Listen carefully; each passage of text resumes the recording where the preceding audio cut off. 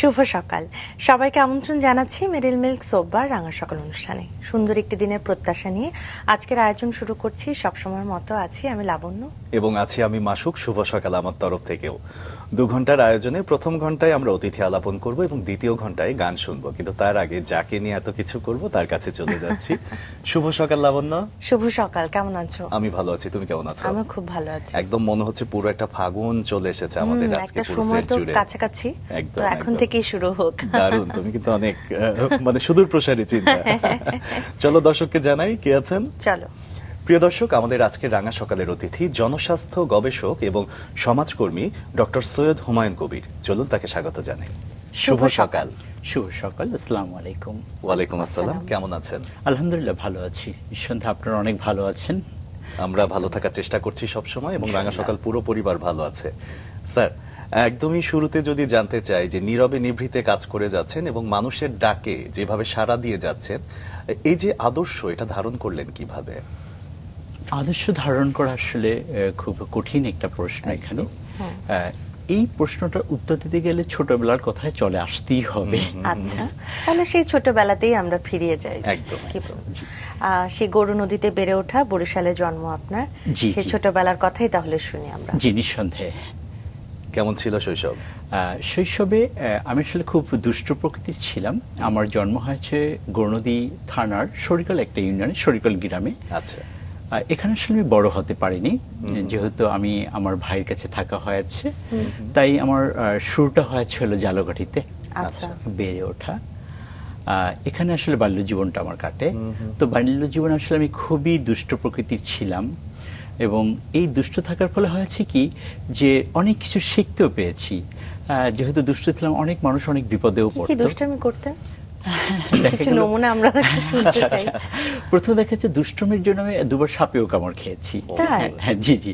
আবার এমনও দেখা গিয়েছে দুষ্টমি করতে গিয়ে আমি হাত ভেঙেও গিয়েছি গাছ থেকে পড়ে গিয়ে। মানে আমার সাপে কামড়, হাত ভাঙা, তারপর কুকুরের কামড়, এগুলো সবই খাওয়া হয়েছে। দুষ্টমির এগুলো আসলে এক একটা বিষয় এখানে, নমুনা। হ্যাঁ, তো এই দুষ্টমি করার ফলে কিছু জিনিস শেখাও গিয়েছে। কারণ যখনই বিভিন্ন জায়গায় যেতাম দুষ্টমি, তখন মানুষের দুঃখ, কষ্ট, হতাশা এগুলো আমার চোখে ভেসে আসতো। যে একটা মানুষ, অনেক জায়গায় যেতাম আমি, তখন দেখতাম যে অনেক মানুষ আছে তাদের বাড়িতে ঠিকমতো রান্নাও করা হয় না।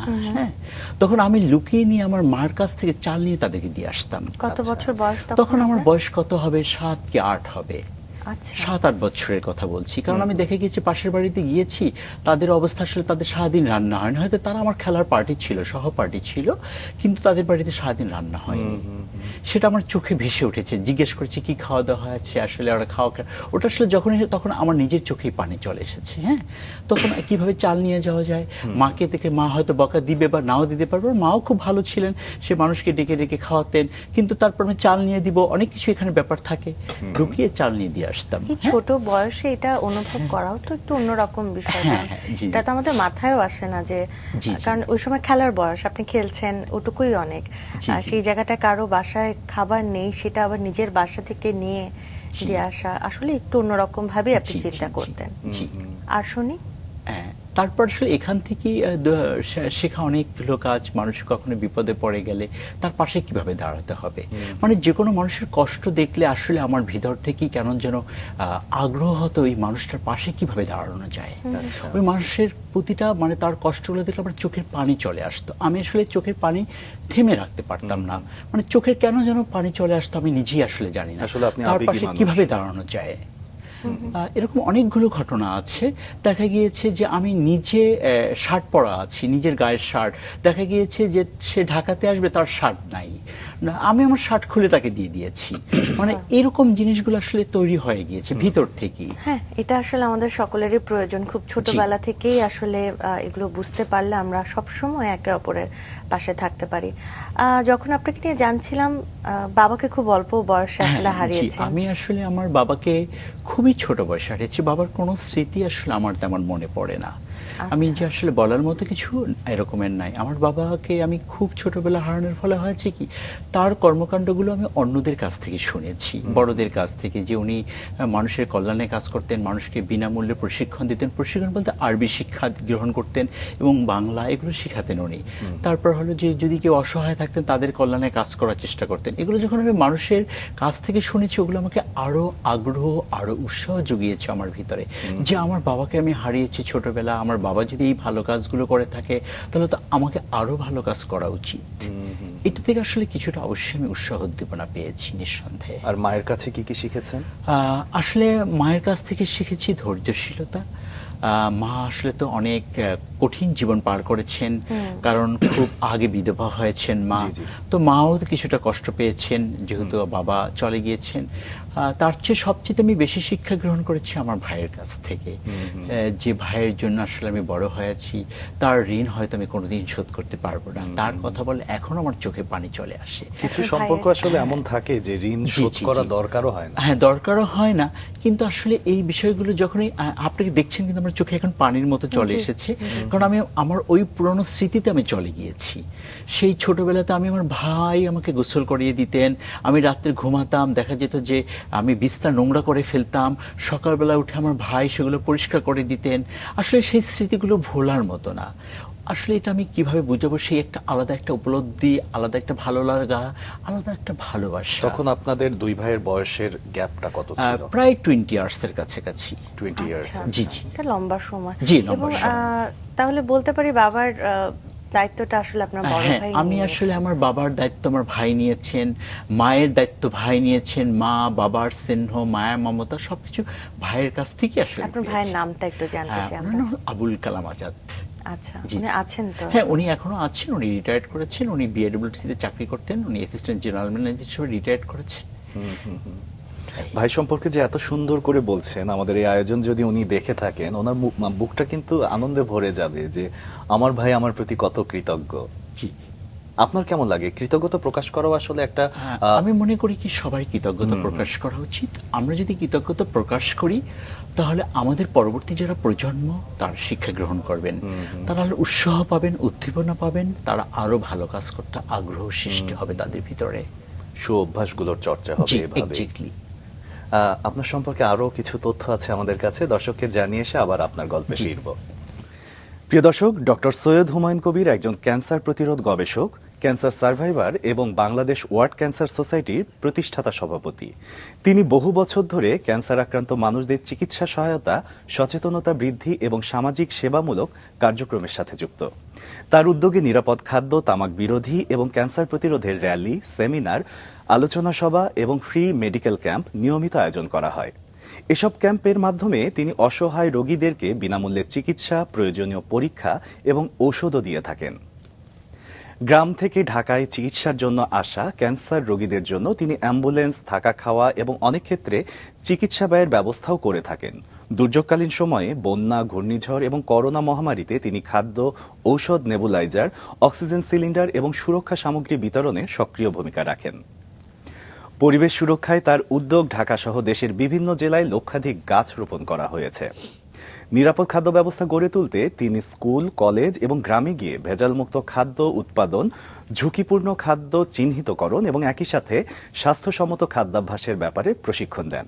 ক্যান্সার প্রতিরোধে জ্ঞানভিত্তিক কাজের অংশ হিসেবে তিনি হার্ভার্ড, অক্সফোর্ড, কেমব্রিজ এবং পারুল বিশ্ববিদ্যালয় সহ বিভিন্ন প্রতিষ্ঠানের ক্যান্সার, স্বাস্থ্য এবং পুষ্টি বিষয়ক কোর্স সম্পন্ন করেছেন এবং কোনো বড় দাতা সংস্থার সাহায্য ছাড়াই ব্যক্তিগত উদ্যোগে তার সব কার্যক্রম পরিচালনা করছেন।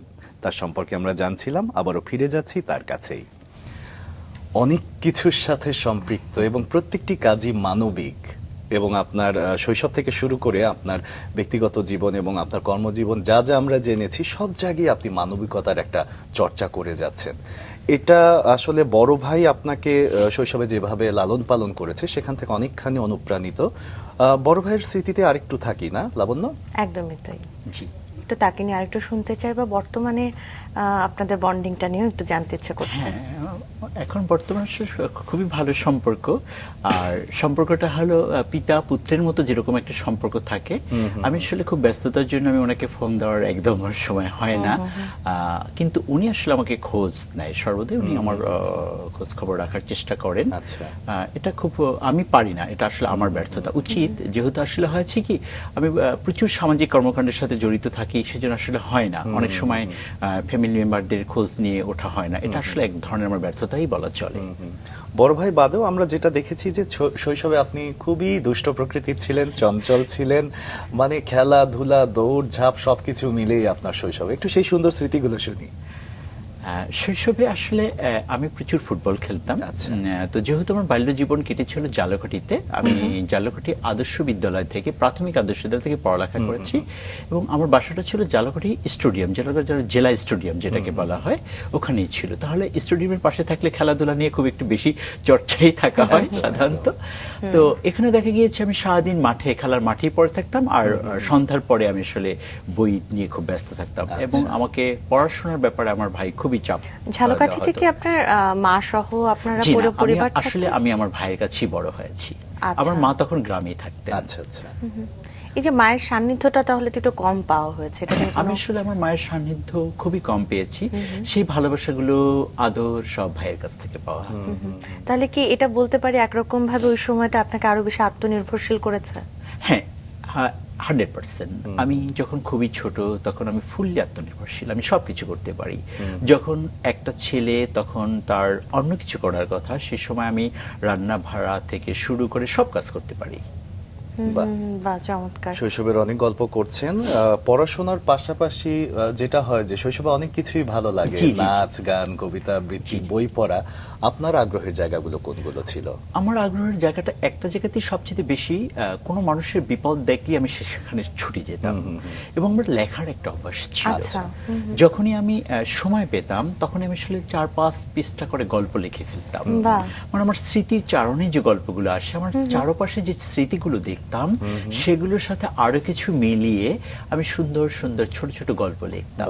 দেখা যেত এরকম করে লিখতাম, আবার পরের মাসে ওটাকে ছিঁড়ে ফেলতাম, আবার লিখতাম। এরকম করে আসলে খুব নিজের কাছে ভালো লাগতো, আবার নিজে নিজে একা একা পড়তাম, আবার কখনো কখনো অনেকদিন রেখে দিতাম, আবার ছিঁড়ে ফেলতাম। শুধু গল্প লেখা হতো নাকি ছড়া বা কবিতা কবিতা সেগুলো আসলে লেখা লেখা হতো? হয়েছে খুবই কম। তবে যখনই নদীর পার, যেমন জালকাঠি ছিল সুগন্ধা নদীর তীরে, সম্ভবত সুগন্ধা নদী হবে, আমি এখানে আসলে যখন তীরে যেতাম, নদীর তীরে, তখন অটোমেটিক্যালি আমার ভিতরে কেমন যেন একটা তৃপ্তি, আত্মার শান্তি চলে আসতো। মানে ভিতরে একটা হিমেল হাওয়া চলে আসতো। নদীর ভিতরে যে প্রবাহিত হাওয়া, সেই প্রবাহিত হাওয়ার মনকে দুলসিত, মানে এটা কি মনকে শীতল করতো। প্রকৃষিত করতো, মানে অন্তরকে ঠান্ডা করে দিত। আর মনে হতো কি যেন লেখি, কি যেন তখন এই 2-1-3টা কবিতা হয়তো কখনো লিখে ফেলতাম, দেখে দেখে নদীর পাশ দিয়ে যে গ্রামগুলো যাচ্ছে এবং এখান থেকে যে লঞ্চ যাচ্ছে, স্টিমার যাচ্ছে, সেই যাত্রীরা কিভাবে যাওয়া আসা করছে, তাদেরকে নিয়ে যে একটা স্মৃতি, সেই বিষয়গুলো আসলে তুলে ধরে চলে আপনি আসতো। একটু আর 4-5 জন থেকে একটু আলাদাই ছিলেন, আপনি সবসময় হয়তো নিজের হতে পারে। মধ্যে থাকতে, মানে আমার গল্পগুলো শুনে বা আমাদের আমারও তাই গল্পগুলো মনে হচ্ছে। জি, শুনে সেটাই মনে হচ্ছে যে একটু নিজের মতো করে থাকা, নিজের কিছুটা। শখগুলো জি, ভাবুক কিছুটা। টাইপের আর কি। কিছুটা। আপনার বন্ধু ছিল না সে সময়? আসলে আমি সবসময় বড়দের সাথে মিশতে পছন্দ করতাম। আচ্ছা। যারা বড় ছিল তারা অনেক বন্ধু ছিল। আমার সমবয়সী যারা ছিল তারা আসলে আমার খুবই কম বন্ধু ছিল। আচ্ছা। আর যারা ছোট ছিল তারাও আসলে খুব কম ছিল। আমার সবসময় মানে বড়দের সাথে রিলেশনশিপ করাটা, তাদের সাথে কথা বলাটা আমার খুব আগ্রহ বেশি ছিল। কেন যেন তাদের কাছ থেকে কিছু একটা শেখা যাবে। ছোটদের কাছ থেকেও শেখা যায়, কিন্তু বাই দি ওয়ে তাদের কাছে আমার মনে হচ্ছে তাদের কাছ থেকে আমি কিছু জানতে পারবো। এই জন্য তাদের সাথে আমি কেউ বড় কেউ দেখলে আমি তার কাছে গিয়ে আসলে বসে পড়তাম। আচ্ছা, আমার আচ্ছা। কাজিনরা ছিলেন, আমার 5টা কাজিন আছেন, তার ভিতরে 2টা কাজিন মুক্তিযুদ্ধ করেছেন। কখন যদি তাদের কাছে যেতাম, আমি তাদের কাছ থেকে শেখার চেষ্টা করতাম, বা অন্য যারা কাজিন ছিলেন তাদের কাছ থেকে চেষ্টা করতাম কিছু একটা শেখার। আচ্ছা। মানে তাদেরকে ফলো করার চেষ্টা করতাম আর বড়দেরকে। সেই সময় শিক্ষকদের কথা মনে পড়ে, স্কুলের সেই শিক্ষকরা হ্যাঁ, যারা একটা ছিলেন? শিক্ষকের কথা খুবই মনে পড়ে। ওই শিক্ষকটা আমাকে অন্যায়ভাবে মেরেছিলেন। আচ্ছা। হ্যাঁ, অন্যায়ভাবে মেরেছিলেন। আমি জানি না উনি কোথায় আছেন। আমি একটা সময় খুবই ব্রিলিয়ান্ট স্টুডেন্ট ছিলাম, ক্লাসে ফার্স্ট এন্ড সেকেন্ড ছিলাম। আজকে যে হিস্ট্রিটা বলবো এটা কেউই হয়তো জানে না। মানে এটা আপনাদের মাধ্যমে বলা, আমরা শুনতে চাই। যখন হয়েছে তখনকার কেউ যদি কখনো দেখে হয়তো তখন মনে পড়বে তাদের। এটা খুব ইন্টারেস্টিং একটা হ্যাঁ, স্টোরি। শুনতে চাই আমরা। ইন্টারেস্টিং স্টোরিটা হলো যে আমি যখন ক্লাস 4-এ পড়ি তখন আমি ফার্স্ট বয়, আমার একটা ক্লাসে মেয়ে ছিল, ও ছিল সেকেন্ড বয়। হ্যাঁ, তো বাইরে দেখা গেল কি যে আমার সাথে যারা পড়াশোনা করতো ওই সময়টা, তারা আমার চেয়ে এইজে অনেক বড় ছিল। আচ্ছা। তো ওরা কি করলো, একটা লাভ লেটার লিখে ওই মেয়েটার ব্যাগে ঢুকিয়ে দিয়েছে আমার নাম দিয়ে। আচ্ছা। এখন আমি তো এটা আসলে কিছু জানি না। বাইরে দেখা গেল কি আর একটা ছেলে এসে ওই লাভ লেটারটা নিয়ে স্যারকে দিয়ে দিল। আচ্ছা, এক ধরনের এটাকে কি বলা হয়, যে কেউ হয়তো দুষ্টুমি করেছে হ্যাঁ, বা কেউ আসলে কিছু একটা করেছে। স্যারের ভুল না আসলে, হ্যাঁ। যে আসলে আপনাদের একটা দুষ্টামির ফল। মানে হ্যাঁ, স্যার আমাকে ডাকলো, আমি স্যারকে এতটা বোঝানোর চেষ্টা করলাম যে স্যার আমি এটার সাথে জড়িত না, কিন্তু ওই মেয়েটাও বিশ্বাস করলো না, আর ওই স্যারও বিশ্বাস করলো না। আর মেয়েটার ফাদার ছিল তখনকার জালাকাঠি জেলার এডিসি সম্ভবত, মেয়েটার ফাদার ছিলেন। হ্যাঁ, তো সেহেতু স্বাভাবিকভাবে প্রশাসনের প্রচুর ক্ষমতা, তো এটা একটা বড় একটা ব্যাপার। সেই জন্য আমাকে ইচ্ছা মতো পিটানি দিল। মানে আমাকে বললো তুমি হাত পাতো, আমি হাত পেতে দিলাম, ওনার গায়ে যত শক্তি আছে সব শক্তি প্রয়োগ করে উনি আমাকে মারলো, এবং আমাকে বললো যে তুমি ভালো স্টুডেন্ট, সেই জন্য তোমাকে আমরা স্কুল থেকে বিদায় করলাম না, আর না হলে তোমাকে স্কুল থেকে বিদায় করে দিলাম। যে মানে সময় বিদায় করে কথা দিতাম। আপনি আসলে বলছেন স্যার, সেই সময় আসলে প্রেম ভালোবাসা এই বিষয়গুলো না, বোঝারই কথা ওখানে নয়। হয়েছে কি, যে ছেলেগুলো ছিল ওরা আসলে আমার চেয়ে সিনিয়র ছিল, আচ্ছা, আচ্ছা। ওরা আসলে সবকিছুই বুঝে, ওরা মেচিউর, বাট আচ্ছা। আমি মেচিউর না, এবং আমার কাছে মনে হয়েছে ওই মেয়েটাও মেচিউর না। বাট এটা হয়তো এক ধরনের ক্লাস পার্টিদের ভিতরে দুষ্টামি ষড়যন্ত্র থাকে সেরকমই। শিক্ষকও হয়তো তার জায়গা থেকে যতটুকু ভালো মনে করেছিল তাই সেটাই। করেছে। শিক্ষকদের ভূমিকা তো নিশ্চয়ই স্কুল, কলেজ, ইউনিভার্সিটি সব জায়গাতেই ছিল, তাই না? পরবর্তীতে স্যারের কলেজ কোথায় ছিল? আসলে ওইখানটা একটু আমি টেনে নিয়ে আসি। ওইখানকার কয়েকজন শিক্ষক ছিলেন, খুবই আমাকে ভালোবাসতেন। আচ্ছা। যারা কন্টিনিউ তাদের বাসায় নিয়ে প্রায় আমাকে নাস্তা করাতেন, বাহ, বাহ। তাদেরকে আমি আসলে কখনো ভুলবো না, এবং আমাকে খুবই আদর করতেন। ওখানে একটা ম্যাডাম ছিলেন, ইন্টারেস্টিং ব্যাপার, যে স্যার আমাকে মেরেছিলেন ওই স্যারের ওয়াইফই ছিলেন আমার টিচার, ওনার নাম ছিল বেবি ম্যাডাম। আচ্ছা। বাই দ্য ওয়ে, ওই ম্যাডাম প্রায় ওনার বাসায় নিয়ে যেতেন আমাকে, এবং আমাকে প্রচন্ড আদরও করতেন। দারুণ। সেটাই মাসুক বলছিল, আসলে এই শিক্ষকগুলাই আসলে আমাদের এই অধিকার রাখে দেখে কখনো মেরেছেন, কখনো আদরও সেটাই। করেছেন। স্যারের কলেজ কোথায় ছিল? আমি আসলে হলো ডিপ্লোমা করেছি। আচ্ছা। ডিপ্লোমা করেছি হলো প্রথমে আমি নারায়ণগঞ্জে পড়াশোনা করেছি, তারপর ঢাকাতে, বাই দ্য ওয়ে আবার রিটার্ন চলে গিয়েছি বরিশালে। বরিশাল থেকে আমি ইলেকট্রনিক্সে ডিপ্লোমা করেছি বরিশাল পলিটেকনিক থেকে। তারপর হলো ঢাকাতে চলে এসেছি, ঢাকা থেকে বিএসসি করেছি। তারপর হলো আমি এমএসসি করেছি হলো ইন্ডিয়া থেকে। তারপর আসলে আমি আমার কর্মজীবন আসলে শুরু করি। ইন্ডিয়া যাওয়ার গল্পটা একটু শুনবো মনে হয়। হ্যাঁ, একদম ছোট্ট করে স্যার সব বলে দিল। জি, জি, কিন্তু জি। ইন্ডিয়া যাওয়ার আগেও যদি আমি একটু স্যারের চিন্তা ভাবনাটা নিয়ে একটু আরেকটু জানতে চাই, যে ওই সময় কি ভাবছিলেন আসলে, কোন বিষয়ে পড়াশোনা করবেন বা কি স্বপ্ন দেখছিলেন, আজকের যে জায়গাটা আছেন সেগুলোই করতে চেয়েছিলেন কিনা, সেটা নিয়ে একটু ছোট করে জানতে চাই। আসলে আমার ছোটবেলার স্বপ্ন ছিল যে একটাই থিম, মানুষের কল্যাণে কিভাবে কাজ করা যায়, মানুষকে কিভাবে ভালোবাসা যায়। এই থিমটাই, পড়ালেখা কি করব বা কি করব না সেইটা আমার চিন্তায় কখনো আসেনি। আর আমি প্রচুর মুখস্থবিদ্যা করতাম। আচ্ছা। যখন আমি ক্লাস 6-7-এ পড়ি, ইতিহাস আপ টু বটম একদম বলে দিতাম। বাহ। এটা আমার মানে কেন যেন হয়ে গিয়েছিল। আর পড়ালেখার ব্যাপারটা হলো আমি ম্যাথে খুবই ভালো ছিলাম। আচ্ছা। এবং আমি যখন ক্লাস 9-10-এ পড়ি, সেম এইজের ছেলেমেয়েদের, 9-10-এর ছেলেমেয়েদেরকে আমি পড়াতাম। এবং আমি যখন ডিপ্লোমা করছি তখনও দেখা গিয়েছে আমি প্রচুর ছেলেমেয়েকে পড়িয়েছি, এবং সেখান থেকে টাকা আয় করে সেই টাকা আমি চ্যারিটি কাজ করেছি। আচ্ছা। এরকম আমি কন্টিনিউ করে গিয়েছি। তো আমাকে যেটা বলেছেন পড়ালেখার ব্যাপারে, আমি আসলে কখনোই চিন্তা করি না আমি যে কোন বিষয়ে পড়বো বা কি করব, এটা কখনোই আসে না। আমার থিম একটাই ছিল যে আমি কিভাবে মানুষের কল্যাণে কাজ করতে পারি, কিভাবে মানুষকে ভালোবাসতে পারি। কিন্তু যেটা হয় যে যারা পড়াশোনায় ছোটবেলা থেকে একটু ভালো থাকে, তাদের ক্ষেত্রে পরিবারের অন্যদের একটা এক্সপেকটেশন তৈরি হয় যে ডাক্তার হবে বা ইঞ্জিনিয়ার হবে, সমাজের কমন কিছু চাকরি আছে বা প্রফেশন আছে, সেগুলোই তারা হোক এটা চায়। আমার ভাইয়ার খুবই ইচ্ছা ছিল যে আমি ক্যাডেট থেকে পড়াশোনা করব, তারপর হয়তো আর্মিতে যাব, এই ধরনের তার হয়তো একটা চিন্তা চেতনা ছিল। মানে উনি খুব এটাকে পছন্দ করতেন, বাট আমার এগুলো কখনো এরকম পছন্দ হয়নি। আমার পছন্দ হয়েছে হলো ঘোরাফেরা আর হলো মানুষের কল্যাণে কিভাবে। স্যার ডিপ্লোমা করলেন কোন বিষয়ে? ইলেকট্রনিক্সে। আচ্ছা। ইলেকট্রনিক্সে। আচ্ছা, সেখানে কত বছরের ওটা ছিল হলো 4 ইয়ার্স। আচ্ছা। আসলে মানুষের জন্য কাজ করার তো কোনো বয়স বা কোনো ক্লাস থাকে জি, না, জি, জি। সব সময়ই করা যায়। জি, জি। আপনার শুরুটা কিভাবে হলো একটু পরিণত বয়সে এসে?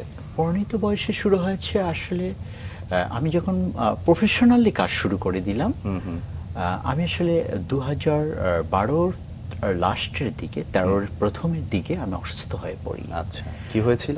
আমার ক্যান্সার ধরা পড়লো। এটা অনেক আচ্ছা। কষ্ট করে ধরা পড়েছে। বাংলাদেশে অনেক ডাক্তার দেখিয়েছিলাম, বাই কেউ ওনারা এটাকে ধরতে পারেনি। তার আগে কোনো সিমটম ছিল? সিমটম অনেক ছিল, সিমটমে কেউই ধরতে পারেনি। আমি ঘুরে পড়ে যাচ্ছিলাম, একটা সুস্থ মানুষ, আমি হাঁটতে পারছি না, আমি ঘুরে পড়ে যাচ্ছি। আচ্ছা। তো আমাদের দেশে যারা ডাক্তার আছেন সবাই চেষ্টা করেছে শরণাপন্ন হতে, কিন্তু আসলে ওনারা, আমাকে ব্যাড লাক বলতে হবে, ওনারাও চেষ্টা করেছেন, বাট আমার রোগটা ধরা পড়েনি। পরে অনেক জায়গায় ঘোরাঘুরির পরে বোম্বে টাটা ক্যান্সার আমার রোগটা ধরা পড়ে, যে আমার ক্যান্সার হয়েছে পেনক্রিয়াসে। তো সেখান থেকে হলো আসলে তখনই আমি চিন্তা করেছি যে আমার পুরো জীবনটাকে মানব কল্যাণে উৎসর্গ করব। তো মানব কল্যাণ উৎসর্গ করতে হলে আমার ব্যাকগ্রাউন্ড ছিল computer science, computer science honours, computer সায়েন্সে মাস্টার্স। কিন্তু আমার ব্যাকগ্রাউন্ড যেহেতু কম্পিউটার সায়েন্স রিলেটেড, সেহেতু আমি মানব কল্যাণে যদি উৎসর্গ করতে চাই তাহলে আমার মানব কল্যাণ রিলেটেড কিছু করতে হবে। তখন আমি পাবলিক স্যার ওই হেলথে সময় পড়াশোনা শুরু আপনাকে করি। যদি একটু আমি এই জায়গাটা জি, জি, একটু জি। থামাই, এবং আমার জি, খুব জি, জানতে sure. ইচ্ছা করছে জি, যে জি, জি। আমাদের চিন্তা ভাবনা বা আমাদের যে অনুভূতি খুব সহজ সরলে আসলে জি, জি। সেই জায়গাটা প্রথম যখন আমি জানতে পারবো আমার ক্যান্সার হয়েছে, তখন কি আসলে এতটা সোজা ছিল আপনার জন্য যে? না না, এটা আসলে কঠিন একটা লাইফ ছিল, কঠিন একটা জার্নি ছিল। যার ক্যান্সার হয় সে অর্থনৈতিকভাবে, সামাজিকভাবে, মানসিকভাবে খুবই বিপর্যয়ে পড়ে যায়, এবং এতটা বিপর্যয়ে পড়ে যায়, সেই বিপর্যয়ের সময় আমার কাছে অনেকে আমাকে সাহায্য করেছেন ওই আচ্ছা। বিপর্যয়ের টাইমটায়, যেটা আমাকে অবশ্যই স্মরণ করতে হবে। আমার ফ্যামিলির প্রতিটা মেম্বারকে আমাকে স্মরণ করতে হবে, আমার আত্মীয় স্বজনকে স্মরণ করতে হবে যারা আমাকে ওই সময় সাপোর্ট দিয়েছেন। সবচেয়ে বড় সাপোর্ট দিয়েছেন পোবলি ব্যাংক লিমিটেড। আচ্ছা। আমি পোবলি ব্যাংক লিমিটেডের কাছে কৃতজ্ঞ, পোবলি ব্যাংক ম্যানেজমেন্টের কাছে কৃতজ্ঞ, এবং পোবলি ব্যাংকের বর্তমান যে এমডি মহোদয় আছেন মোহাম্মদ আলী স্যার, উনি আমাকে যথেষ্ট সাপোর্ট দিয়েছেন। ওনার ওয়াইফ একজন ডাক্তার, উনি আমাকে যথেষ্ট সাপোর্ট দিয়েছেন। এই সাপোর্টটা কি অর্থনৈতিক ছিল অর্থনৈতিক নাকি সাপোর্ট বা সব আমি মিলিয়ে? কোথায় কি করতে পারি, অর্থনৈতিক সাপোর্টটা আমাকে ব্যাংক থেকে দিয়েছেন। ব্যাংক থেকে ওই সময় আমাকে ট্রিটমেন্ট করার জন্য 5 লাখ টাকা দিয়েছেন, যেটা ওই মুহূর্তের জন্য আমার খুবই দরকার ছিল। জি, জি। সেটা আসলে ব্যাংক ম্যানেজমেন্ট, পোবলি ব্যাংকের ম্যানেজমেন্ট খুবই মানবিক একটা ব্যাংক। স্যার কোন স্টেজে এমনি ছিল ক্যান্সার? আমার আসলে তখন সেকেন্ড স্টেজে ছিল। আচ্ছা। আর সেই স্টেজ থেকে বের হয়ে আসাটা আসলে খুবই কঠিন ছিল আমার জন্য আসলে, কারণ আমাদের মেইন জায়গাটা তো হয়েছিল। তো আসলে ওইটা আসলে ওই জার্নিটা আসলে খুবই কঠিন। মানে এই ভাষাটা আসলে যার হয়েছে সেই একমাত্র বুঝতে পারবে। একটু কি আমরা কিছু গল্প, মানে এটা আমি গল্প বলছি জি, জি, জি। এই অর্থে যে সেই সময়টা কেমন ছিল সেটা বোঝার জন্য কিছু স্মৃতি যদি আমাদেরকে বলেন, কেমন ছিল, কেমন দিনগুলো সেই ছিল? স্মৃতিগুলো আসলে আমি স্মরণ করাটা এখন আমার কাছে খুবই বেদনাদায়ক মনে হয়, কারণ আমি আমার ফ্যামিলি থেকে টোটালি আমি নিজেকে একাকিত্ব করে নিয়েছি, একা করে ফেলেছি। যে আমি চেয়েছি যে আমার ফ্যামিলি বা ফ্যামিলির যারা আছে আমার জীবনের সাথে তাদেরকে সম্পর্কযুক্ত করব না, এভাবে আমি চেষ্টা করেছি। কারণ কেন? এটা আমি ধরে কেন নিয়েছি হলো? যদি আমি মারা যাই তাহলে তো মরেই যাব, তাহলে আমি নিজেকে কিভাবে তৈরি করতে পারি। এমন দেখা গিয়েছে যে আমি একা একা ট্রিটমেন্টে গিয়েছি, একা একা হসপিটালে গিয়েছি, আমি ঘুরে পড়ে গিয়েছি। সেই অবস্থায় আমি আবার চেষ্টা করেছি আবার ঘুরে দাঁড়ানো। এইভাবে আসলে আমি আমার লাইফটাকে চেষ্টা করেছি নিজেকে কিভাবে প্রতিষ্ঠিত করা যায়। তারপর যখন আসলে আমি মোটামুটি সুস্থ হয়ে নিজেকে প্রতিষ্ঠিত করার চেষ্টা করলাম নিজের কর্মক্ষেত্রে, মানুষের কল্যাণে কাজ করার ক্ষেত্রে, তখন আমার পরিবারের সবাই আমাকে চেষ্টা করেছে যে একটা পাগল মানুষ, ওকে আমরা ছেড়ে দিলাম, ও পাগল হিসাবেই থাকুক, মানুষের কল্যাণে যতদিন কাজ করে বেঁচে থাকুক, এতেই আমরা খুশি। আসলে পাগল তাদেরকেই বলা হয় যে বিশেষ মানে বুদ্ধি সম্পন্ন, বা একই সাথে আমি বলবো যে সমাজের অনেক কাজ আছে যেগুলোতে হয়তোবা সাধারণ 8-10 জন চিন্তাই করবে না, সেই জায়গা থেকে আপনারা এত ভালোবেসে চেষ্টা করছেন, এই জন্যই হয়তোবা পাগল বলেছে। স্যার, আপনার কাছে আমরা জানতে চাইবো যে আপনি বলছিলেন যে আপনি সেই জায়গা থেকে ফিরে আসলেন, কিন্তু ফিরে আসার গল্পটা আমার মনে হয় না যে এত সহজ ছিল। দেশে তো ধরা পড়ছিল না আপনার খুবই সমস্যাটা। কঠিন ছিল ওই সময়টা, আমি একা ছিলাম। আমার সাথে চিকিৎসা কোথায় হচ্ছিল? চিকিৎসা বোম্বে টাটা ক্যান্সার হয়েছিল। এর আগে অনেক জায়গায় ঘোরাঘুরি হয়েছে, বাট রোগ যখন ধরা পড়ছিল না, চেন্নাইতে ছিলাম, সিএমসি ভ্যালোরে ছিলাম, ওখানে আসলে আমার রোগটাকে আইডেন্টিফিকেশন হচ্ছিল না। আচ্ছা, আচ্ছা। তো এই আসলে ইতিহাস অনেক বড়, অনেক সেখান থেকে শেখার আছে। এত কথা তো আসলে এত স্বল্প টাইমে বলা আসলে একদম সম্ভব না। আমি খুব সংক্ষেপে মানে শেষ করতে চাই এই বিষয়টা, ট্রিটমেন্টের বিষয়টা। তো দেখা গিয়েছে আমার কেমন চলছে সে অবস্থা, আমার খাবার অন্যান্য অনেক বিষয়গুলো থাকে। আমি আসলে তখন বাহিরে কিছু লোক ছিল, অন্য ফ্যামিলি মেম্বারের বাহিরে, তাদের হেল্প নিয়ে চেষ্টা করেছি নিজেকে কিভাবে গুছিয়ে নিজেকে ভালো রাখা যায়। আচ্ছা। এবং যারা ছিলেন আমি তাদেরকে সবসময় স্মরণ করি, আমার সাথে ওই সময় আমাকে যারা ব্যক্তিগতভাবে সাপোর্ট দিয়েছেন। সুস্থ হওয়ার পরে আপনি কি আবার আপনার কর্মজীবনে ঢুকলেন? হ্যাঁ, আসলে সুস্থ হওয়ার পরে আমি যেটা বারবার আমি বলছিলাম একটু আগে, যে Pubali bank limited, PLC Pubali bank লিমিটেডের কাছে আমি আসলেই কৃতজ্ঞ যে আমার যখন অসুস্থ, প্রায় আমি 45 ডেজ ফুললি অসুস্থ ছিলাম, মানে একদম বেডেই ছিলাম। ওই সময় তারা আমাকে সব ধরনের সাপোর্ট, সব ধরনের খোঁজখবর নিয়েছেন এবং আমি তারপর এসে পুবলি ব্যাংকে জয়েন করেছি। আমি পুবলি ব্যাংকে এখনো আছি, ইনশাল্লাহ হয়তো বাকি জীবনটা। তার মানে গল্পের ফাঁকে একটা বিষয় আমাদের একটু হালকা হয়ে গিয়েছে যে আপনি পুবালি ব্যাংকে জয়েন করেছিলেন আপনার অসুস্থতার আগে। জি জি।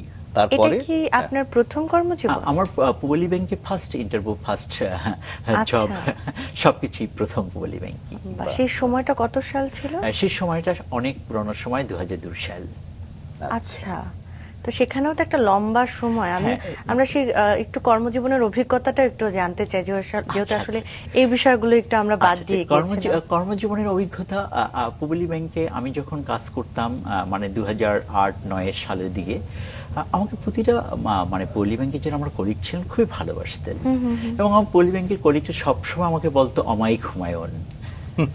কারণ আমি আমার কলিগদের সাথে কখনোই রাগ করতাম না, কখনোই না। সে ছোট কলিগ হোক, বড় কলিগ হোক, সবার সাথে চেষ্টা করতাম ভালো ব্যবহার করার জন্য, তাদেরকে চেষ্টা করতাম ভালোবাসার জন্য।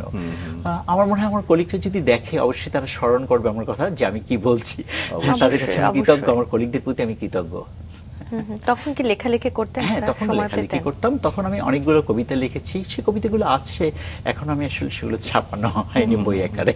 আর স্যার দেশের বাইরেও আসলে পড়াশোনা করার সুযোগ হয়েছে? সেটা ইন্ডিয়াতে করা হয়েছে, অন্যান্য অনেক জায়গায় করা হয়েছে, অনলাইনে অনেক কোর্স করা হয়েছে।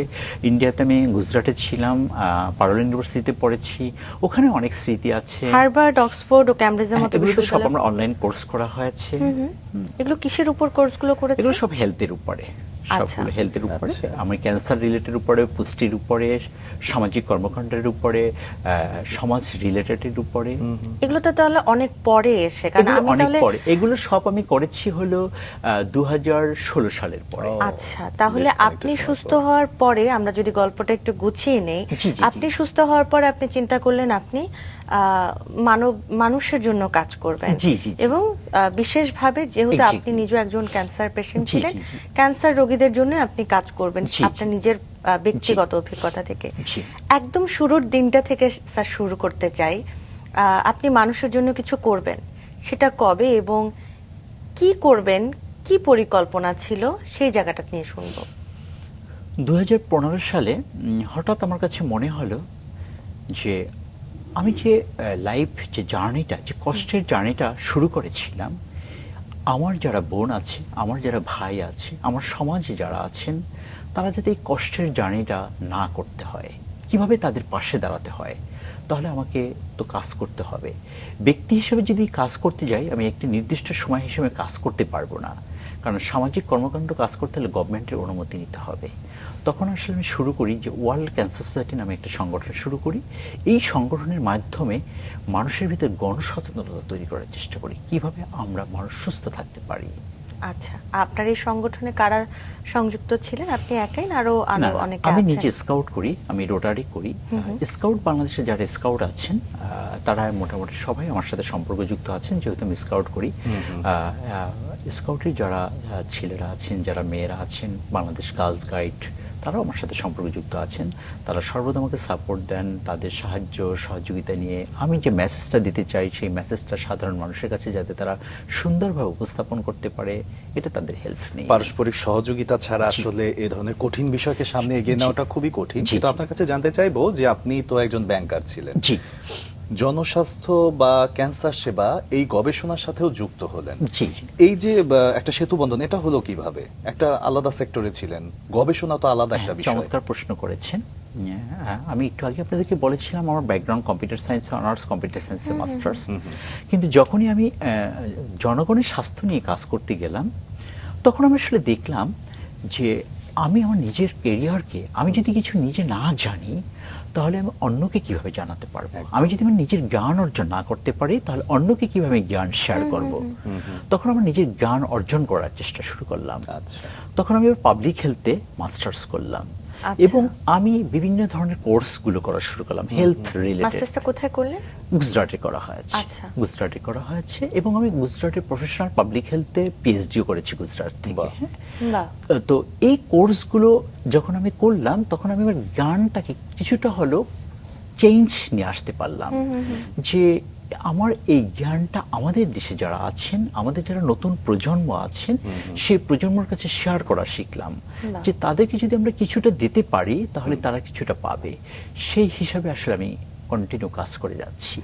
তা আপনি বলছিলেন ওয়ার্ল্ড ক্যান্সার সোসাইটি, এটাই সংগঠনটি আপনি গড়ে তোলেন। অ্যাক্টিভিটিটা তাহলে কি কি হচ্ছিল? আপনাদের সকলের কাজগুলো কি কি ছিল? কিভাবে আসলে সকলের কাছে মেসেজগুলো পৌঁছাতেন? আমাদের প্রথম থিমটা হলো physical exercise and organic food can prevent all disease. আচ্ছা। এই থিমকে সামনে রেখে আমরা কাজ করছি। আমরা সমাজে যারা আমাদের তরুণ প্রজন্ম, তারা প্রচুর জাঙ্ক ফুডের উপর নির্ভরশীল হয়ে গিয়েছেন। আমরা তাদেরকে বোঝানোর চেষ্টা করি যে জাঙ্ক ফুডটা স্বাস্থ্যের জন্য কতটা ক্ষতিকর।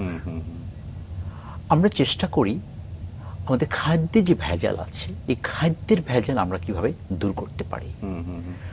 আমরা চেষ্টা করি ধূমপানের বিরুদ্ধে, তামাকের বিরুদ্ধে কিভাবে কাজ করা যায়। আমাদের তরুণ প্রজন্ম, আমাদের প্রজন্ম কিভাবে তামাকে আসক্ত হচ্ছেন, তাদেরকে কিভাবে আমরা রক্ষা করতে পারি। স্যার, কয়েকটা বিষয় তাহলে আপনার কাজের এরিয়া আমরা লক্ষ্য করছি। এক হচ্ছে ফিজিক্যাল এক্সারসাইজ, আর একটা হচ্ছে ভেজাল মুক্ত খাদ্য, আর একটা হচ্ছে তামাক বিরোধী। প্রথমে যদি শরীর চর্চা বিষয়টায় আসি, সেখানে আসলে কিভাবে জীবনযাপন করলে মানুষের জীবনটা আরো সহজ এবং রোগমুক্ত থাকবে? আসলে যদি আমরা রেগুলার এক্সারসাইজের ভিতর থাকতে পারি, আমরা যদি রেগুলার হাঁটতে পারি, এক্সারসাইজে যদি নাও নিতে পারি, মানে নাও যেতে পারি আমরা, কারণ আমাদের বর্তমান যে জীবনযাত্রা, আমরা আসলে রোবোটিক হয়ে গিয়েছি, তাই না? এই অবস্থা দেখা যায় নির্দিষ্ট ব্যায়াম করার টাইম আমাদের হাতে একদম নাই। তো আমরা যদি অফিসে হেঁটে যেতে পারি, এটাকে আমরা নিতে পারি। যারা জব করি, আমরা সাইকেলিং করতে পারি। এই বিষয়গুলো যদি কিছুটা হলে আমরা সজাগ থাকি, এবং দেখা গেল কিছু এক্সারসাইজ আছে, যে এক্সারসাইজগুলো আমি যদি 5 মিনিটে আমার বাসায় বসে করতে পারি, বেলকনিতে করতে পারি, তাহলে কিছুটা হলো আমাদের প্রজন্ম কিছুটা হলো চেঞ্জ আসতে পারে। আচ্ছা। আমরা যদি এটার প্রতি গুরুত্ব না দিই, তাহলে হবে কি, আমাদের প্রজন্ম আসলে শেষ হয়ে যাবে। তো আমাদের প্রজন্মকে বাঁচাতে হলে, আমাদের একটা সুন্দর দেশ যদি গঠন করতে চাই, সুন্দর একটা যদি জাতি গঠন করতে চাই, তাহলে অবশ্যই আমাদেরকে ভেজাল খাবার থেকে দূরে রাখতে হবে। রাসায়নিক সারের পরিবর্তে জৈব সার কিভাবে আমাদের কৃষকরা ব্যবহার করে, সেই বিষয়গুলো তাদেরকে শিক্ষা দিতে হবে, এবং আমরা কিভাবে এই খাবারটাকে আমাদেরকে ভেজাল মুক্ত থাকে সেটা তাদেরকে। স্যার, ভেজাল মুক্ত খাদ্য, এই জায়গাতে আমার এবং লাবণ্য দুজনেরই জানতে চাওয়ার বিষয়। ভেজাল মুক্ত খাদ্য আসলে চিহ্নিত করব আমরা কিভাবে? এইটা চিহ্নিত করা বর্তমান সময়ের জন্য খুবই কঠিন।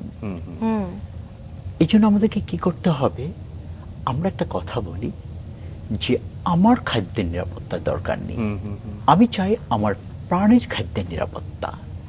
প্রাণীর খাদ্য বলতে আমরা কি বুঝি? প্রাণীর খাদ্য বলতে আমরা বুঝি, আমরা মাছ খাই, আমরা মুরগি, আমাদের গরু, বা মানে যে ধরনের প্রাণীর খাবার আমরা খেয়ে থাকি, শাকসবজি আছে আমাদের, এই খাবারগুলো যারা এটার সাথে উৎপাদনের সাথে জড়িত, আমরা তাদেরকে আসলে ট্রেনিং দেওয়ার ব্যবস্থা করি। যে বিষয়গুলো নিয়ে কথা বলছিলাম, সেটা আমাদের সকলের জন্য আসলে একটা গুরুত্বপূর্ণ বিষয়, যে ভেজাল খাদ্য চিহ্নিতকরণ, কিংবা আমরা কি ধরনের খাবার খাবো, কোন খাবারগুলো আমাদের নিরাপদ হবে, সেগুলো নিয়ে আপনার কাছ থেকে আরো কিছু বিষয় জানতে চাই। আমরা বলতেছিলাম যে কিভাবে আমরা প্রাণীর খাদ্যের নিরাপত্তা নিয়ে কথা বলতে চাচ্ছিলাম। আমাদের যারা কৃষক আছেন এবং পোলট্রি যারা উৎপাদন করেন, মৎস্য যারা উৎপাদন করেন, তাদেরকে আমরা প্রশিক্ষণ দিয়ে থাকি যে এই খাবারটা তো তোমার বাচ্চারাও খেতে খাবে এবং সমাজে অনেকে খাবে, কেউ যদি অসুস্থ হয়ে পড়ে তাহলে কি হবে।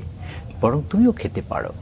সেজন্য আমরা কৃষকরা বোঝানোর চেষ্টা করি রাসায়নিক সারের পরিবর্তে কিভাবে সে জৈব সার ব্যবহার করবে।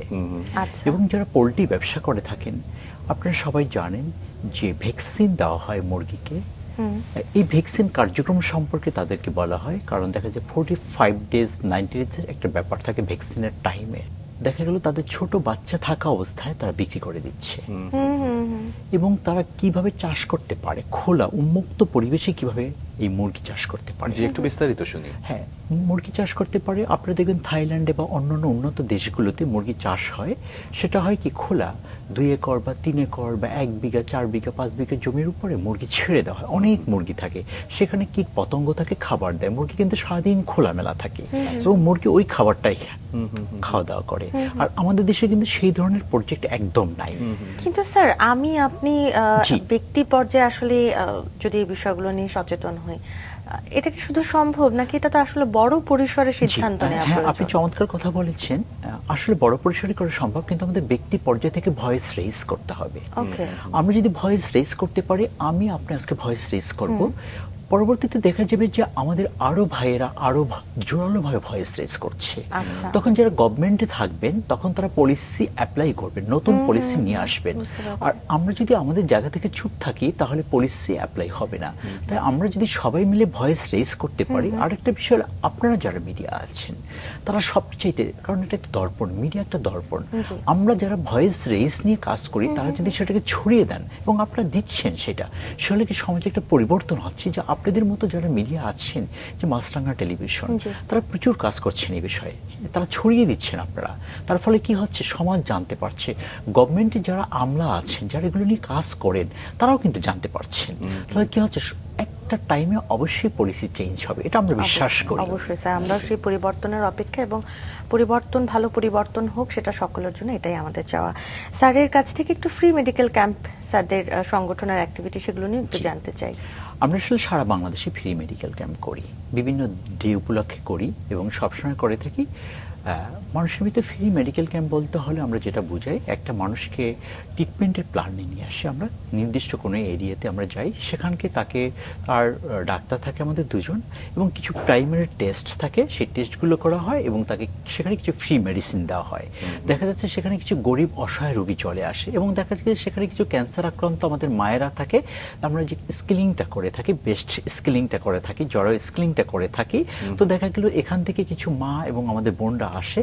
সাধারণত দেখা গিয়েছে যে আমাদের যারা মা এবং বোনরা আছে, সাধারণত এটা তারা লজ্জা বোধ করেন, কিন্তু তাদের ভিতরে আমরা একটা মেসেজ দিতে চাই, যেমন তোমার শরীরে একটা কিডনি, 2টা কিডনি আছে, একটা লিভার যেরকম আছে, সেরকম আমাদের মায়েদের বা আমাদের বোনদের সেরকম সেম 2টা স্তন্য আছে, সেইভাবে চিন্তা করতে হবে। এই মেসেজটা তাদেরকে বুঝাতে চাই। তখন দেখা যাচ্ছে আমাদের সমাজে কিন্তু অনেক শিক্ষিত মা আছেন, অনেক শিক্ষিত বোন আছেন, তারপর তারাও কিন্তু লজ্জায় এই কথাগুলো শেয়ার করতে চাচ্ছেন না। আমরা এই মেসেজগুলো আসলে তাদেরকে দেওয়ার চেষ্টা করি। এগুলো আসলে তোমাদের শরীরে একটা অঙ্গ, তোমাদের শরীরে একটা, এই অঙ্গ নিয়ে যদি কোনো প্রবলেম থাকে, কোনো প্রবলেম ফেস করে থাকো, তোমরা শরণাপন্ন হও এবং তোমরা নিজেরা কিভাবে নিজেদের এই বিষয়গুলো স্ক্রিনিং করতে পারবা, সেই প্রশিক্ষণগুলো আমাদের যে টিম থাকে, আমাদের যারা ডাক্তার থাকেন, তারা সেগুলো তাদেরকে প্রশিক্ষণ দিয়ে থাকে। এবং সেখানে যে রোগীগুলো চলে আসে, সেই রোগীগুলো যদি অসহায় এবং গরিব থাকে, তাদেরকে ফুললি ট্রিটমেন্ট ব্যবস্থা আমরা একদম ফ্রি করে দিই। সে যদি ক্যান্সার আক্রান্ত হয়, তাকে তার অপারেশন থেকে শুরু করে, তার কেমোথেরাপি থেকে শুরু করে সব কিছু আমরা করে দিই। শুধু অনলি ফর রেডিওথেরাপিটা আমরা করতে পারি না। শুধু কি তাই, আপনারা তো আসলে ক্যান্সারের চিকিৎসা নেওয়া রোগীদের থাকা খাওয়ারও হ্যাঁ, ব্যবস্থা আমরা করছেন। ঢাকার বাহির থেকে যেসব রোগীগুলো ক্যান্সার আক্রান্ত হয়ে থাকে, তাদেরকে কিন্তু আমরা নিয়ে আসি, আমাদের গাড়িতে তাদেরকে নিয়ে আসি এবং আমাদের থাকার ব্যবস্থা আছে। সেই রোগীগুলোকে আমরা থাকি। দেখুন, আপনার দেখা গেছে সে রংপুর থেকে কোনো এক ভদ্র মহিলা আসছেন, এবং সবচেয়ে দুঃখের বিষয় হয়, এই ধরনের ক্যান্সার যাদেরকে হয়, তারা যদি বিবাহিত হয়, অনেক সময় দেখা যাচ্ছে কি তাদের হাজবেন্ডরা তাদেরকে ডিভোর্স দিয়ে দেয়। হ্যাঁ, যেটা খুবই দুঃখজনক ব্যাপার। আমরা কিন্তু তাদের পাশে দাঁড়াই। আমরা একটু আগে বলেছিলাম প্রথমেই যে যার ক্যান্সার হয় সে কিন্তু অর্থনৈতিক, সামাজিক এবং মানসিকভাবে বিপর্যয় হয়।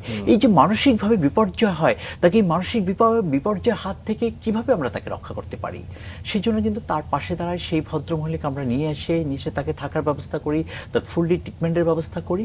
তারপর আমাদের ক্যাপাবলের মধ্যে, যেহেতু আমি আমার ব্যক্তিগত টাকা থেকে, আমরা কোনো ডোনেট কালেক্ট করি না, আমি পূবালী ব্যাংকে জব করি, সেখান থেকে যে স্যালারিটা পাই সেই স্যালারির মোর দ্যান টাকাটাই আমি এই কাজে ব্যয় করি। আচ্ছা, আচ্ছা, দারুণ। চমৎকার। স্যার, কিছু কাজ তো আসলে মানুষ করে, কিন্তু দেখা যাচ্ছে সেটা অনেক গভীরে যাওয়াটা আরো গভীর বিষয়।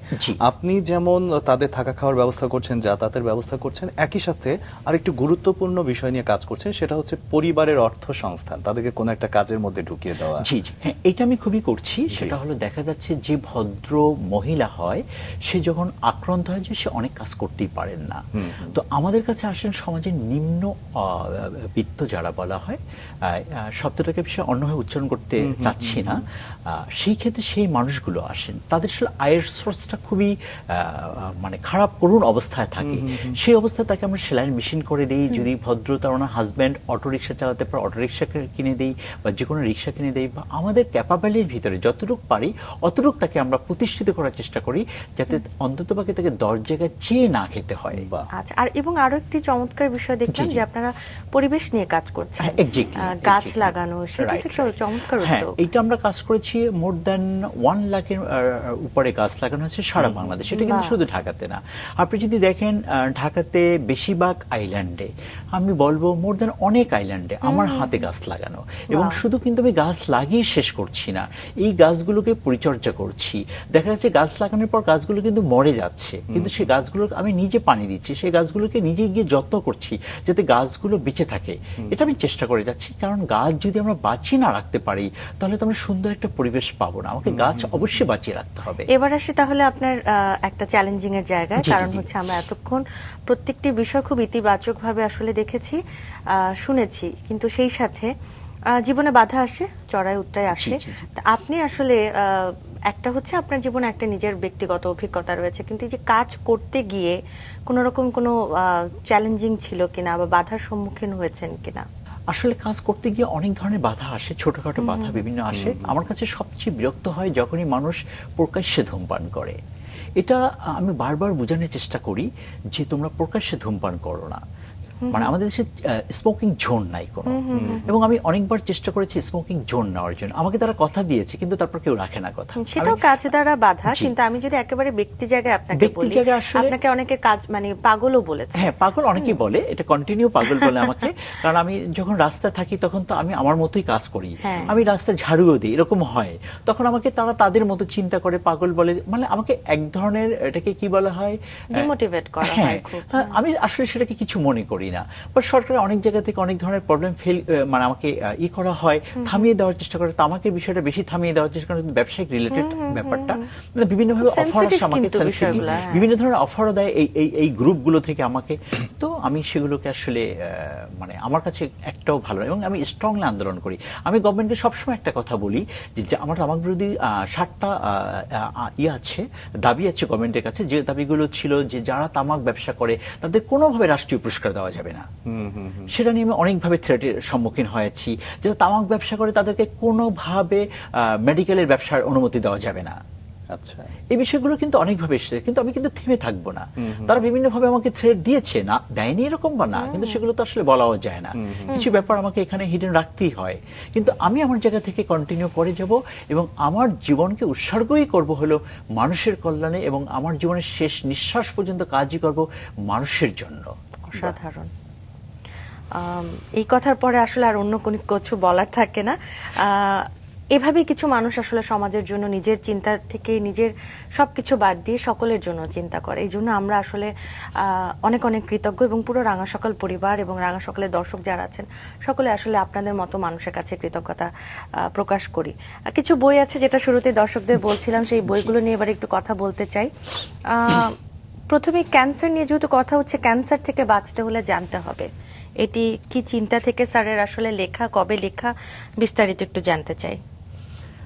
এই বইটা আসলে আমি শুরু করেছি হলো এক ভদ্র মহিলার জীবন দিয়ে শুরু করেছিলাম বইটা। আচ্ছা, এটা করোনার সময় যখন সব মেডিকেল সবকিছু বন্ধ, এক ভদ্র মহিলা আমার কাছে চলে এসেছিলেন যে ওনার বেস্ট নিয়ে। আমি তো আসলে ডাক্তার না, কিন্তু উনি আমার কাছে এরকম প্রচুর রোগী আসে, উনি এসে আমাকে বলল যে স্যার আপনি আমাকে রক্ষা করেন, আমি শেষ। আমি ওনাকে এতটা বোঝানোর চেষ্টা করলাম যে আমি আসলে পারবো না আপনাকে, তারপর আপনি মহিলা, আমি পুরুষ, আমার পক্ষে সম্ভব না অনেক কিছুই করা, ইচ্ছা থাকলেও সম্ভব না। কিন্তু উনি এতটা নাছোড়বান্দা ছিলেন যে উনি আমাকে ছেড়ে যাবেন না, ওনার ট্রিটমেন্ট আমার হাতে উনি করবেনই। বাই দি ওয়ে, আমি মুগদা মেডিকেল থেকে একজন সিনিয়র স্টাফ নার্স নিয়ে আসি আমার চেম্বারে, এনে তারপর ওখানে কিছু ড্রেসিং করা হয়, তারপর ট্রিটমেন্ট প্ল্যানে যাওয়া হয়, তারপর আস্তে আস্তে ওনাকে কাউন্সিলিং, ট্রিটমেন্ট প্ল্যান থেকে অনেকটা ওনাকে সুস্থ করে তুলেছি। এবং সবচেয়ে বড় বিষয়, ওনার ক্যান্সার হওয়ার সাথে সাথেই ওনার হাজব্যান্ড ওনাকে ডিভোর্স দিয়ে দিয়েছে, খুবই যেটা দুঃখজনক। খুবই দুঃখজনক ব্যাপার ছিল। ওনার বাড়ি ছিল হলো জয়পুরহাটে। আচ্ছা আচ্ছা। তো এইভাবে অনেক ঘটনা আছে। এই ঘটনা দিয়ে বইটা শুরু করা হয়েছিল, আর বইটার ভিতরটা আসলে পুরোটাই দেওয়া হয়েছে আমরা কিভাবে ক্যান্সার থেকে বাঁচতে পারি। ঘটনা এটা দিয়ে, কারণ ঘটনা এটা তুলে নিয়ে আসা হয়েছে এই কারণেই নিয়ে আসা হয়েছে, আমাদের আসলে বই পড়ে শিখতে চাই না, তো আসলে গল্প আকারে এটা তুলে নিয়ে আসা হয়েছে। আচ্ছা, এবং কি ধরনের ক্যান্সার, জি, কিরকম এটা ঝুঁকির কারণ, সবকিছু তুলে ধরা নিয়ে আসা হচ্ছে যে কোন কোন ক্যান্সার, যেমন আমাদের পৃথিবীতে 200 ধরনের বেশি ক্যান্সার আছে। এবং আমরা মনে করি, আমি ক্যান্সার রিসার্চ করে যে জিনিসটা আমরা পেয়েছি সেটা হলো ভিটামিন ঘাটতি, মিনারেলের ঘাটতির কারণে অনেকটা ক্যান্সার হয়ে থাকে। এবং সমাজে প্রায় 80% ক্যান্সারই হয় আমাদের জীবনযাত্রা, আমাদের পরিবেশ এবং এই যে তামাক, এই সব কারণে। মাত্র 20% ক্যান্সার অজানা কারণে হয়। এবং আমরা সবসময় কিন্তু একটা কথাই বলি, যদি আমরা সচেতন না হতে পারি, আমাদের সমাজকে যদি সচেতন না করতে পারি, তাহলে 2030 সালের ভিতরে প্রতি ফ্যামিলিতে একজন করে ক্যান্সার আক্রান্ত হবে। আরেকটি বই হচ্ছে দেখতে পাচ্ছি, নিরাপদ জি। মাতৃত্ব ও শিশুর পরিপূর্ণ বিকাশ। জি জি, এটা খুবই ভালো একটা বই। এই বইটা হলো উৎসর্গ করা হয়েছে আমাদের মা এবং আমাদের বোনদেরকে। আচ্ছা। বইটার প্রচ্ছেদ আমার করা। বইটাতে দেখেন একটা বটগাছ আছে এবং বটগাছের ভিতরে একজন মা এবং একজন মেয়ে আছে। কিভাবে একজন মা এবং একজন হ্যাঁ। মেয়েকে সুন্দরভাবে রক্ষা করতে পারে, একজন একদম একটা মা কিভাবে তার ছোট শিশুটাকে কিভাবে বড় করবে, এবং সেই মাই আবার পরবর্তীতে কিভাবে জন্মধারণ করবে আরেকটা শিশুকে, সবকিছু তুলে ধরা হয়েছে। বাহ, এই বাহ, বইটা একটা মা এবং একটা মেয়ের জন্য খুবই উপযোগী। মানে সুন্দর করে বিবাহ থেকে শুরু করে সে তার সবকিছু তুলে ধরা হয়েছে এই বইটার ভিতরে। একজন ডাক্তারের ভুলে হয়তো একজন মানুষের জীবন বিপন্ন হতে পারে, জি। একজন প্রকৌশলীর ভুলে হয়তো কিছু মানুষের জীবন ও সম্পদ বিপন্ন হতে পারে, কিন্তু খাদ্যে ভেজাল একটি জাতিকে ধ্বংস করে দিতে পারে। জি। চমৎকার। আপনার বইগুলোর মধ্যে বেশ কিছু প্রয়োজনীয় মেসেজ রয়েছে। এবং নাও, এই বইটি নিয়ে তুমি কথা বলো। একদম একদম। জি, এই বইটা আমি লেখা শুরু করেছি 2023 সালে লেখা আমার হয়েছে বইটা। যখন এআই নিয়ে বাংলাদেশ আসলে ততটা কথা হতো না, এখন তো এআই নিয়ে অনেক কিছু করে। তখনই আমি বইটা লিখেছি, কারণ আমি মনে করেছিলাম, যেহেতু আমি কম্পিউটার সায়েন্সের স্টুডেন্ট, আগেই বলেছি, যে আমাদের বাচ্চারা আচ্ছা। প্রতিটা ভালো দিক আছে, প্রতিটা জিনিসের খারাপ দিক আছে। তো আমাদের বাচ্চারা যাতে ভালো দিকগুলো ফলো করে, এআই মাধ্যমে যাতে ভালো দিকগুলো নিয়ে আসতে পারে, সেই বিষয়গুলো আসলে টোটাল জিনিসগুলো যে এআই মাধ্যমে সে কি কি কাজ করতে পারে, ভালো দিকগুলো, সব ভালো দিকগুলো তুলে ধরা নিয়ে আসা হয়েছে এই বইটার এটা তো তাহলে ভিতরে। সম্প্রতি বইটা। এই 2023 সালের বইটা এটা। আচ্ছা। 2023 সালে বইটা আমার প্রথম সংস্করণ, পরবর্তীতে করা হয়েছে কিন্তু 2023 সালে ফার্স্ট সংস্করণ। আচ্ছা, দারুণ স্যার। প্রত্যেকটি বই বেশ গঠনমূলক এবং এখান থেকে অনেক কিছু জানার আছে, আমরা জি। বুঝতে পারছি। কিন্তু যে বিষয়টা এখন আপনার কাছে জানতে চাইবো, সেটাও বেশ গুরুত্বপূর্ণ একটি বিষয়। জি। আপনি যেটা বলছিলেন যে স্বাস্থ্যই সকল সুখের মূল, এবং স্বাস্থ্য ঠিক রাখতে হলে খাবার খেতে হবে, সেটা নিরাপদ খাদ্য। জি। কিন্তু নিরাপদ খাদ্য নিয়ে আপনি যত জায়গাতে আসলে আলোচনা করতে গেছেন বা মানুষকে জানাতে গেছেন, সব জায়গাতে একরকম অভিজ্ঞতা নয়। কোথাও অভিজ্ঞতা খুবই ঘনিষ্ঠ, আবার কোথাও একটু দূরত্ব। নিঃসন্দেহে। যদি প্রান্তিক পর্যায়ের কথা বলি এবং শহর জীবনের কথা বলি, দুই জায়গার মধ্যে কোন জায়গায় আসলে আপনার এই প্রচারটা বেশি ফলপ্রসূ হয়েছে বলে আপনি মনে করেন? আসলে প্রচার তো ব্যক্তিকেন্দ্রিক হয় না, প্রচার সমষ্টি কেন্দ্রিক হতে হয়। ব্যক্তিকেন্দ্রিক মেসেজ দিতে হয়, আর প্রচার হলো সমষ্টি কেন্দ্রিক, এবং সেটা হলো মিডিয়া একমাত্র ইম্পর্টেন্ট। আচ্ছা। কারণ মিডিয়াই হলো দর্পণ, এবং তারাই সমাজকে তুলে ধরতে পারে। আচ্ছা। আমি সেটা যেখানেই করি, আমি যদি কোনো এক কৃষকের কাছে গিয়ে আমার মেসেজটা দিতে পারি, আর সেই মেসেজটা যদি আমাদের মিডিয়া সব জায়গায় ছড়িয়ে দিতে পারে, তখন সেটা একটা পজিটিভ ব্যাপার চলে আসে। আচ্ছা। তো গ্রামগঞ্জে হয়েছে, ঢাকাতেও প্রচুর হয়েছে, চেষ্টা করেছি সব জায়গায় ছড়িয়ে দেওয়ার জন্য। এবং ঢাকাতেই বেশি হয়েছে, ঢাকাতে এবং আমাদের বিভাগীয় শহরগুলো। এবং আপনাদেরকে আরেকটু কথা আমি শেয়ার করি, আমার ওয়ার্ল্ড ক্যান্সার সোসাইটির অর্গানাইজেশন থেকে শুধু বাংলাদেশ ব্যাপী কিন্তু আমরা কাজ করছি না, ইন্ডিয়াতে কিন্তু আমরা কাজ করছি, কানাডাতে আমরা কাজ করছি, ইউএসএ তে কাজ করেছি, অস্ট্রেলিয়াতে কাজ করছি, থাইল্যান্ডে কাজ করছি, শ্রীলঙ্কাতে কাজ করছি। আপনারা জানেন যে শ্রীলঙ্কা যে বড় একটা যে প্রবলেম হয়ে গেল, এটা কিন্তু মেইন ব্যাকগ্রাউন্ডে ছিল হলো আপনার খাদ্যর ব্যাপারটা ছিল, যেটা হলো নিরাপদ খাবার, যেটা হলো অর্গানিকের ব্যাপার ছিল, যে শ্রীলঙ্কার যে মেইন আন্দোলনের ব্যাকগ্রাউন্ডে কিন্তু এটাই ছিল। আচ্ছা আচ্ছা স্যার, একদমই শেষ পর্যায়ে আমরা যেহেতু চলে এসেছি, এটা জানতে চাইবো যে আসলে আপনার এই যে অভিজ্ঞতা, এই ভাবনাটা দর্শকের মধ্যে তো যাচ্ছে যারা আমাদের আয়োজন দেখছেন, এবং একই সাথে যাদের কাছে গিয়ে আপনি বিষয়টা প্রচার করছেন, আপনার উপলব্ধিটা কি যে আমরা আসলে সেই জায়গাটায় পৌঁছতে বা একটা মিনিমাম ওয়ে তৈরি হতে আর কত দিন বা কত সময় দূরে আছি? আমার উপলব্ধিটা হলো যে আমাদের যারা বর্তমান প্রজন্ম আছে, এই প্রজন্মকে আমাদেরকে মেসেজটা সঠিকভাবে যদি আমরা দিতে পারি, মোর দ্যান 20 ইয়ার্স, 20 ইয়ার্সের পরে বাংলাদেশ একটা পরিপূর্ণ সুন্দর দেশে চলে আসবে। আচ্ছা, কারণ বর্তমান প্রজন্ম তারা খুব ভালোভাবে সব জিনিসগুলো গ্রহণ করে, তারা বুঝে, তারা শিখতে চায়, তাদের ভিতরে শেখার আগ্রহ আছে। আমাদেরকে ভয়েস রেজ করতে হবে এবং আমাদের সঠিক তথ্যগুলো তাদেরকে তুলে ধরতে হবে তাদের কাছে, তাহলে আমরা একটা সুন্দর দেশ গঠন করতে পারবো, সুন্দর একটা জাতি গঠন করতে পারবো এবং সুন্দর একটা প্রজন্ম পাবো। অনেক ধন্যবাদ স্যার আমাদের আয়োজনকে সমৃদ্ধ করার জন্য। ধন্যবাদ আপনাদের সবাইকে, আপনারা চমৎকার কথা বলেছেন, এবং ধন্যবাদ একই সাথে মাছরাঙা টেলিভিশনকে এবং আপনাদের অনুষ্ঠানের সবাইকে ধন্যবাদ।